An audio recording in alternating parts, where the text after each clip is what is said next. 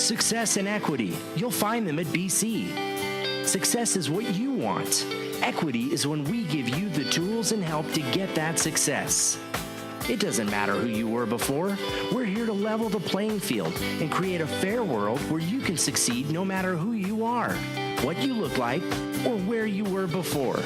We'll tell you how on BC TV. And now your host, Francis Mayer. Good morning. Welcome to Success and Equity on BC TV. I'm your host, Francis Mayer. And one thing that we'd like to talk about on Success and Equity on BC TV is that someday you can have a job where you cruise into a studio with sunglasses on your head, holding your hair in place. That's something I'll correct at little intervals to show you what an accomplished television professional I've become thanks to Bakersfield College. As I talk to a guest of ours today, Eric Carrillo, who has also made a life out of arts. And Eric, it wasn't something that you could look at me. I know the blinking cameras is crazy. You'll get used to it. You're no stranger to being photographed or filmed, but we're going to talk about how it came to that. You weren't born a professional artist, were you? You were a confused person, I imagine, at one time, who didn't know what the long path was. Tell us, take us back to 16-year-old Eric. Like, what were you into? What was happening? And what did you think you were going to do when you grew up? 16-year-old Eric was probably the most irresponsible person ever. I wanted to be a musician. I grew up out of the 80s, so I wanted to be a rock and roll star. And so that's all I did is I played music. I would lock myself in my room for 12 hours and play guitar, and that's all I did. So I didn't really have a lot of career ambition at the time. When I was a younger kid, though, like 8, 9, I wanted to go to UC Santa Cruz and be a marine biologist. Ah, okay. Well, that would have been a cool career. That would have been a cool career. The other one was I went to culinary school, so I wanted to be a chef at some point, but that never panned out either. So yeah. Gotcha. But life takes us a lot of different places, and you backed up there for a minute, and you said you wanted to be a musician. And first of all, it's an extremely difficult and competitive career to get into. It's super duper hard. There are 10 times as many failures as there are successes, and by failures I mean you didn't convince a record label that they could convince a bunch of people to buy your album. Yeah. So the music model for being a professional artist is pretty difficult. But what's interesting is there are a lot of artists in other disciplines who have started out as graphic artists before getting famous for their performing arts, if you will. Phil Hartman, formerly of Saturday Night Live and many films, was a graphic artist. He drew an album cover for the band America. So he decided to get a graphic arts degree just in case his acting hopes and music hopes fell through. Yeah. And that's a route you could have taken, but you didn't. And that's okay because you didn't. It wasn't like there was ever a too late for you, was there? No, not at all. And tell us about how that transition happened. So, 16-year-old Eric wants to play in a band. He wants to go to culinary art school, but those things aren't working around. Talk to us about those wilderness years between 18 and when you came to BC. 18 to BC. Well, I dove into computers a lot. I was like on America AOL 1.0, I can remember. Wow. Yeah. So if you don't know what those sounds mean, you probably were born after 1990. Yeah, very much. I was into computers so much I remember the 2800 baud modem. So that's how long I've been in computers.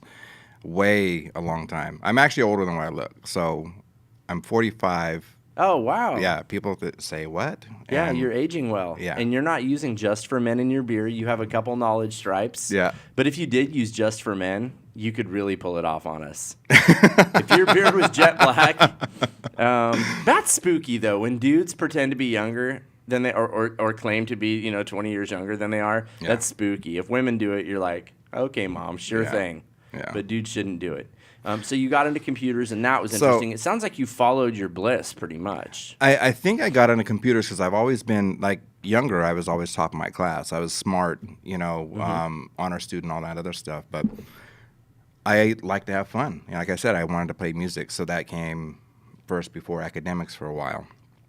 when I realized that I needed to do something other than just play music, I got like random jobs here and there. I think I worked at Costco when I was 18, and I was making $30,000 a year, which made me very irresponsible.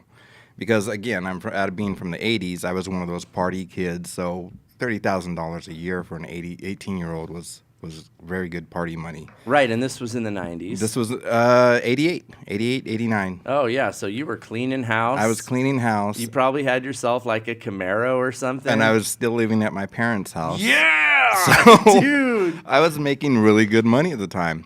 It kind of spoiled me. You know, it made And were me, your parents laid back? Are you an only son? I'm the only son, but I do have 2 older sisters. Oh, but you And were actually, the baby son. I'm the baby son, and on my mom's side, I'm the only son out of 9 grandchildren. So I was spoiled to death by my grandparents. But, which, I mean, you know, that kind of led me to be the type of person I was, which was I was spoiled. I kind of just lived the way I wanted to in the moment, and it took me a while to get really responsible. Yeah, and you and I have shared some of that off the air. I mean, I went a similar route, but I grew up with like a bunch of hillbillies, and so what we had to do, I shouldn't say that, that's disrespectful. People work really hard where I'm from, and they risk their lives quite often to do it. But fishing and timber are the 2 big industries, and like, you know, guys die out at sea and get lost at sea, you know, far too often, unfortunately, and the Coast Guard does the best they can to save people. And then historically, like being a lumberjack is one of the deadliest jobs in the country. Now, we have a lot of jobs up there that don't involve cutting down multi-ton sticks of wood, and so that they make the ground shake. It's a very unique experience to be close to that. But they work in mills where they lose fingers and stuff. And the thing is they lure you in at the beginning. 18 years old, they're like, yo, we're going to give you $30,000, $40,000 a year. You'll be able to get a truck. Yeah. You'll be able to afford beer every night. You could order pizza every night if you want to. But then those guys wake up and they're 50 and their bodies are beat up, and it's a tough go. Yeah. So I did a little bit of that too. And what I determined is like the older you get, you start thinking like it'd be nice not to have to use my body constantly to make money. Yeah. Or it'd be nice to be able to go see a doctor without waiting 9 hours. That also, lo and behold, as you get older, even if you don't look older, occasionally you need to see the doctor, and you don't want it to be a completely humiliating experience. And those things come with having better quality of jobs, right? Yeah, exactly. So you had been a self-made man, a Renaissance man, if you will. Following your bliss, you were the only son out of 9 grandchildren, and boys in many cultures are very special, especially only boys. Yeah. And so you were a benefactor of that, so to speak. But what was there ever a point where something happened, where there was a catalyst where you said, I got to make a move into adulthood, into more stable living? Actually, yeah. And then this is one of those personal stories here. I Sure. think that Salinas, I was living in Salinas, California, and anybody knows about it now. A lot of gang violence, a lot of street violence, a lot of stuff like that. Well, yeah, this is a little known fact. Salinas actually have shootouts with the police. Oh, yeah, Like yeah. the gangsters are shooting back. I know there's been news recently about how our police down here in Kern County, well, they're pretty good shots. We'll leave it at that. But up in Salinas, like, very dangerous. Very dangerous. That area, Yeah. yeah, it used to be the stuff that Steinbeck wrote about, and now it's Yeah. gangs. Now it's gang stuff. So you were there when that was happening? I lived, and I knew I had a lot of friends who were in gangs, and I just knew a lot of people from the streets, and I ended up getting in trouble and became victim of street violence. So that was the light that turned on. Said, okay, I need to get out of Salinas, change wherever I'm at, change my location and just do something. Because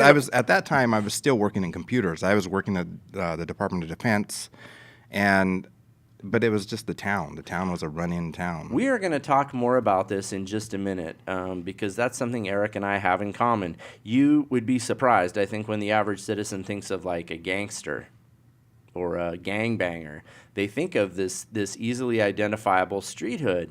But folks, they're everywhere. Yeah. They have jobs and they pay taxes. Many of them do. So don't consider it just that. But we'll talk more about that when we come back. But we'll talk how Eric started making better decisions up there at our little heaven on the hill, Bakersfield College. Don't go anywhere. We've got more Success and Equity on BCTV coming up next.